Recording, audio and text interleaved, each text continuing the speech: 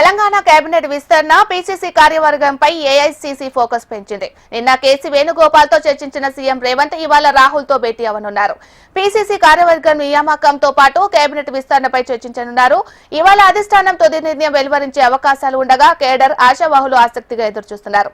ఇక కేబినెట్ విస్తరణలో కొత్తగా 5గురికి చోటు దక్కే అవకాశాలు కనిపిస్తుండగా 4 వర్కింగ్ ప్రెసిడెంట్లతో పీసీసీ కార్యవర్గాన్ని ఖరారు చేయనున్నట్లు సమాచారం.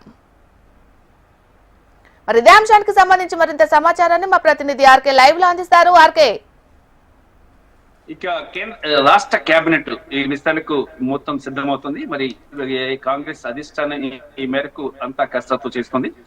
తెలంగాణ ముఖ్యమంత్రి ఈ రేవంత్ రెడ్డి నిన్న కేసీ వేణుగోపాల్ తో సమావేశమయ్యారు. ఈ రోజు రాహుల్ గాంధీతో సమావేశం కాబోతున్నారు. ఈ సమావేశంలో ప్రధానంగా రాష్ట్ర కేబినెట్ విస్తరణ, 5గురిని కేబినెట్ లోకి తీసుకోవడం, దాంతో పాటు ఇక ఈ పీసీసీ కార్యవర్గ విస్తరణకు సంబంధించి కూడా చర్చించబోతున్నారు.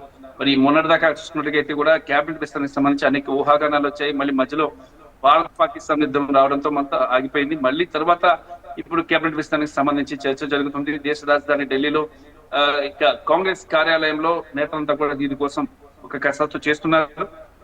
ఎవరిని తీసుకోవాలి, ఎవరికి అవకాశం ఇవ్వాలి అనే అంశానికి సంబంధించి రేవంత్ రెడ్డి ఒక జాబితాను కూడా కాంగ్రెస్ అధిష్టానానికి ఇచ్చినట్లు సమాచారం అందుతుంది. మరి కాంగ్రెస్ అధిష్టానం ఈ మేరకు జాబితాను కూడా ఈ రోజు రేపట్లో ఖరారు చేస్తుంది.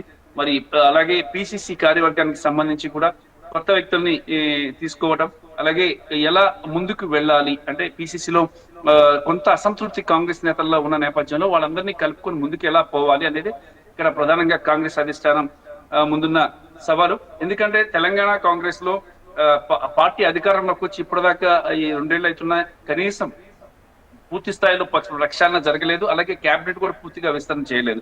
చాలా మంది అసంతృప్తితో ఉన్నారు. కాంగ్రెస్ కేడర్ లోనే అసంతృప్తి ఉంది. మరి మనం చూసుకున్నట్టుగైతే మహిళా కాంగ్రెస్ అధ్యక్షురాలు సునీతారావు కూడా ధర్నా చేసింది. అసలు మహిళల్ని పట్టించుకోవడం లేదు, అలాగే మహిళలకు సరైన అధికారాలు అంటే పదవులు ఇవ్వడం లేదని చెప్పేసి ఆమె కూడా ఆరోపణలు చేయడం జరిగింది.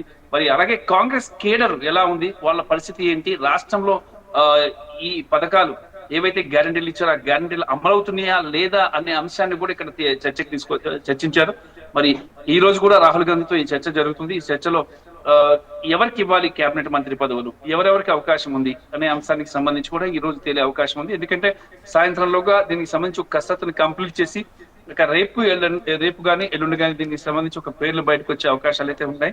మరి రేవంత్ రెడ్డి కూడా అన్ని విధాలా ఆలోచించి అన్ని అర్హత ఉన్న వాళ్ళకి, అలాగే పార్టీ కోసం కష్టపడిన వారికే మంత్రి పదవి ఇవ్వాలని చెప్పేసి రేవంత్ రెడ్డి కూడా నిర్ణయించారు. మరి ఈ మేరకు రేవంత్ రెడ్డి ఇచ్చిన జాబితాను కాంగ్రెస్ అధిష్టానం కూడా పరిశీలిస్తుంది. పరిశీలించి దానిలో ఎవరికి ఇవ్వాలి, ఎవరికి ఇవ్వకూడదు అనేది కూడా డిసైడ్ చేసేస్తుంది ఈ రోజే. Right, thank you RK.